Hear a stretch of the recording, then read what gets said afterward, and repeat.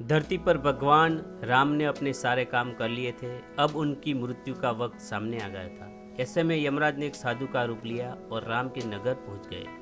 वो राम के महल पहुंचे और उनसे मिलने का वक्त तय किया। फिर वो श्री राम से मिले और उन्होंने उनके बीच होने वाली बातों को सबसे छुपा कर रखने की शर्त रखी। साथ ही यह भी कहा कि अगर हम दोनों के बातों के बीच कोई भी आएगा तो दरवाजे पर खड़े द्वार रक्षक को मृत्युदंड यानी मरना पड़ेगा।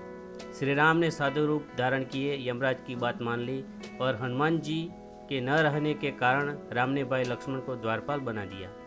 फिर यमराज अपने असली रूप में आए और बोले, भगवान आपका पृथ्वी पर जीवन पूरा हो चुका है, अब आपका अपने लोक लौटने का वक्त आ गया। यमराज और भगवान राम के बीच बातचीत चलती रही थी कि उसी वक्त दरवाजे पर ऋषि दुर्वासा पहुंच गए। उन्होंने लक्ष्मण को दरवाजे से हटने को कहा और अंदर जाने की जिद पर अड़ गए।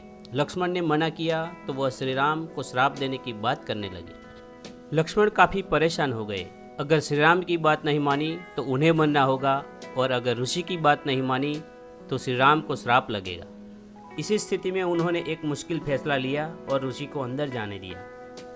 बातचीत के बीच ऋषि को देख भगवान श्री राम चिंतित हो गए कि अब उनको लक्ष्मण को मारने की सजा देनी होगी। ऐसे में भगवान राम ने लक्ष्मण को नगर से निकाल दिया।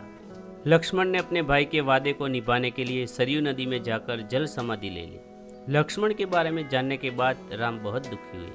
फिर भगवान श्री राम ने भी जल समाधि लेने का फैसला किया। श्री राम भी सरयू नदी में जल समाधि लेने के निकल पड़े। उस वक्त वहाँ भरत, शत्रुघ्न, हनुमान, सुग्रीव और जामवंत भी मौजूद थे। देखते ही देखते भगवान श्री राम सरयू नदी में समा गए। कुछ ही देर बाद नदी के अंदर से भगवान अपने विष्णु रूप में सबके सामने प्रकट हुए।